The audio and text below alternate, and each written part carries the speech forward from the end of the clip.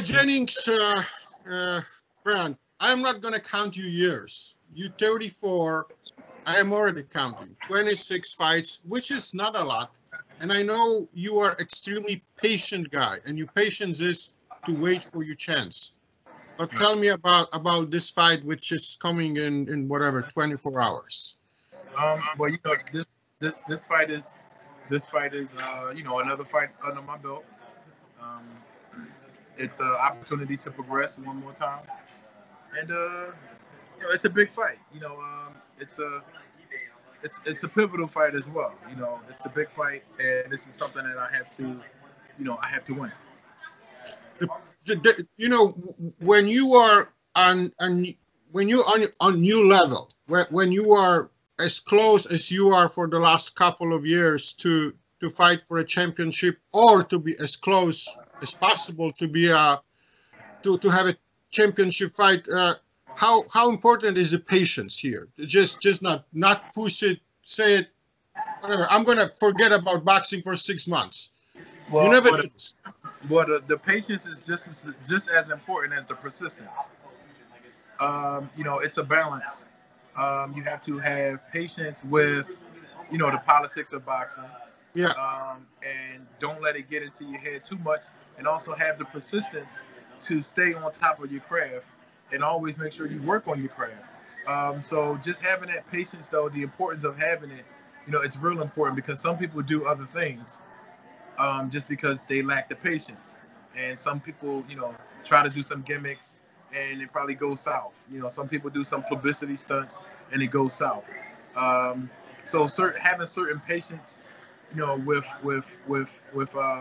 this boxing game, is very important, and just as important as the persistence and your consistency and trying to perfect your craft and working even when the cameras are not on and working even when you don't have a fight. Did you learn to be a patient guy, a patient human being, or it was just or your personality forever? I think I learned to be more patient, and I think the patience came from uh, a sight of consequence when you become impatient. And even in this boxing game, becoming impatient, fighting Klitschko. Okay, that was either impatience or persistence.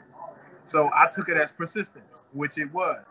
Um, it was a great learning experience. But having patience is, I don't care what they're offering, I don't care what's at stake. You don't take the Ortiz fight right after. That's having patience. But So it was a mistake.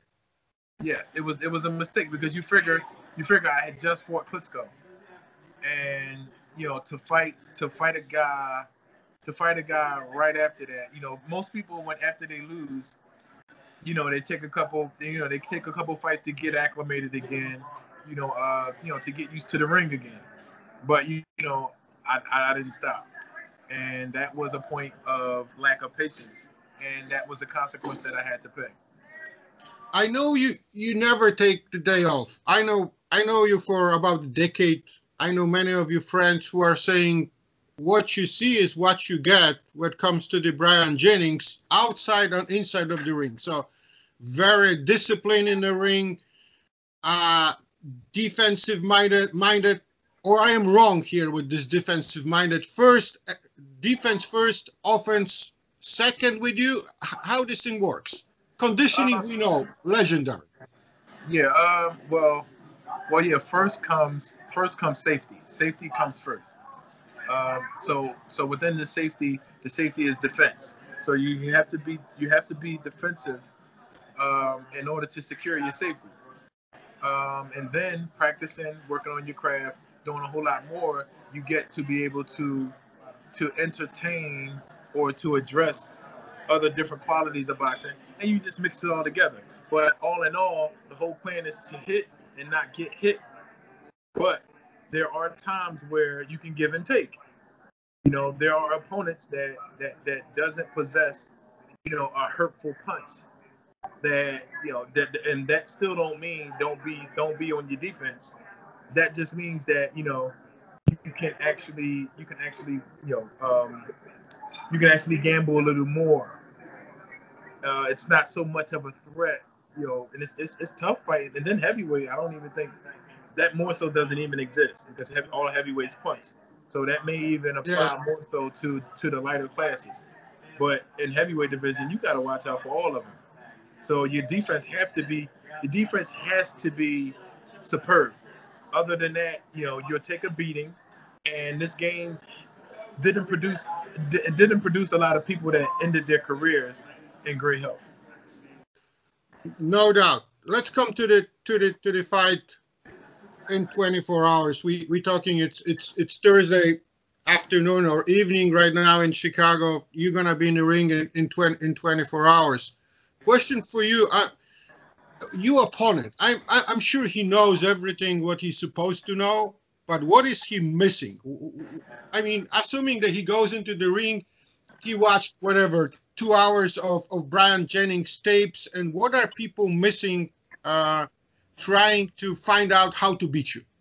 Yeah, I think what people miss is the adjustments, the different type of fighters that I fought. I think they miss the adjustments that are made in the line of the battle. Like and I myself am very unpredictable. It also depends on how calm I am, how composed I am, how comfortable I'm in the ring, and I go pretty much off of instincts, muscle memory, but it's more so you never really know what you're going to get, and that's another reason why I express a lot of the attributes that most boxers should have. A lot of guys have the one favorite, which is their power. I have a very solid, statistical line, along with with my boxing. So I think that somebody to really beat me will have to get the best of me. It's possible for me to beat myself, and it's always possible to just get that one shot landed. Um, but other than that, they have to be a hell of an adjuster. So there is no a blueprint to there is no blueprint to fight you, because like you're saying, which by the way it's kind of surprising for me, you judging yourself as an unpredictable guy, basically not knowing what you're gonna do, or you meant more into you can adjust to whatever you need and maybe surprise yourself how good it's going, because this is basically what you just said. Right. Yeah. So I mean, and we can credit that to the way that I did come to who I am right now. Um, Experiencing things, experimenting things, trying things, um, just like doing weird, odd, unorthodox stuff, and it actually working for me. So the things that I do, or the things that I had done, aren't really taught in the basics. And to be as athletic as I am, to be as much of a thinker as I am, there's just a lot of things that that's pretty much hard to come by, and it's hard to repeat. You can't really build another me. Not saying that I'm like this great fighter, but I'm just saying there's something about me, and there are other fighters that there's something about, but there's something about me that you champions like me are born. They aren't really made per se. Because you could possess a lot of different things. There's a lot of fighters out there that possess different things that you can't teach. So you can't teach a lot of the things that I possess, and that's what makes me a special fighter. And that's what limits those possibilities of anything going the wrong way. And another way that those possibilities could actually possibly happen is if I beat myself, or it just had to happen. It was just written. I'm not saying I'm not hittable. I'm not saying none of that. All of these things can happen. Those are the possibilities, but a lot of things that I bring to the table can't be taught. It's just a special athlete guy that's just doing all this crazy stuff. From what you're saying, I presume there were fighters which got offers to fight you, and they said, no, maybe not Bryant Jennings. Did it happen to you or not? I believe it happened. I believe it happened because a lot of people, when they look at it, and they say, oh, he's light. He's 225. Now, I weighed in today at 225 and a quarter. You know, out of my 26 fights, I've probably been 225 maybe 20 times. It's like, it shows discipline, but a lot of them don't think that I possess certain skill, certain attributes, until they try to defend what they think that they have over me. And then they meet another attribute that they never even saw before, which could probably be, a conditioning level. I say, wow, like I thought my power. I'm sure that. I am sure Right. about that. I mean, this, I can guarantee you, Brian, these people know about you. To beat Bryant Jennings, you be ready for 36 rounds. 12, it's fine. You know what I mean. I'm, of course, Right. exaggerating, but you're never going to beat you if you were just mediocre. Your stamina level will be okay, maybe for 5-6 rounds, then see what happens. I don't think so anyone can beat you with that.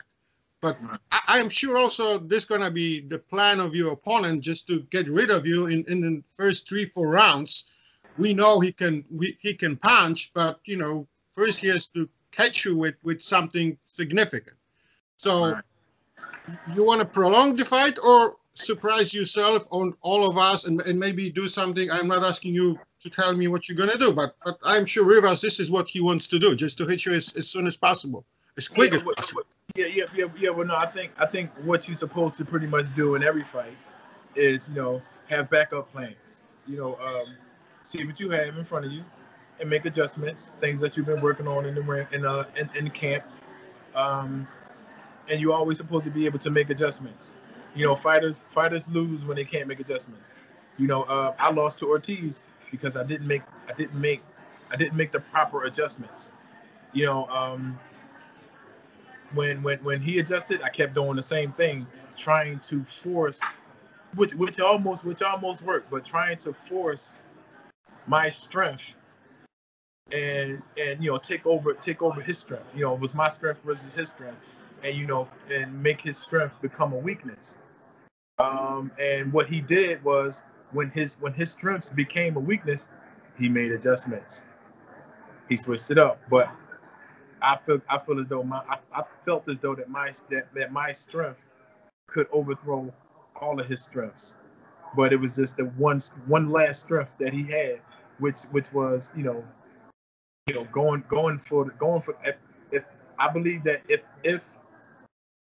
the ref would have let the fight continue, which I know for sure because we talked about it, but if the fight would have continued after the 7th round, it would have been a totally different fight.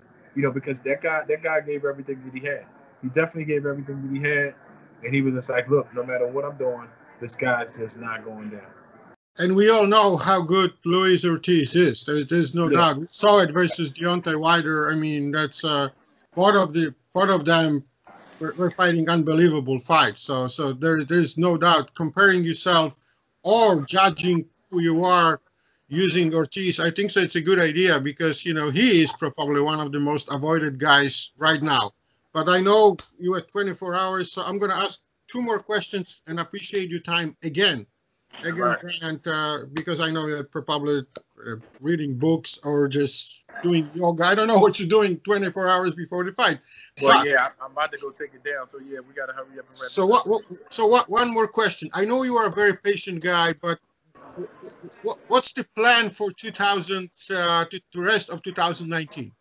Well, the plan is to make sure that I win this first fight, and then then we'll see the way the chips unfold afterwards. But my plan is pretty much to always stay consistent and just progress. You know, this game can really bring a lot of different results. So I only ask to be consistent and to progress and take it one fight at a time, and stay safe, and grow. Thank you very much, Bryant Jennings. All the best. Let the best man win tomorrow in the ring. Let's finish the fight healthy and hopefully victorious. Thank you. All right, thank you. Thank you. Thanks.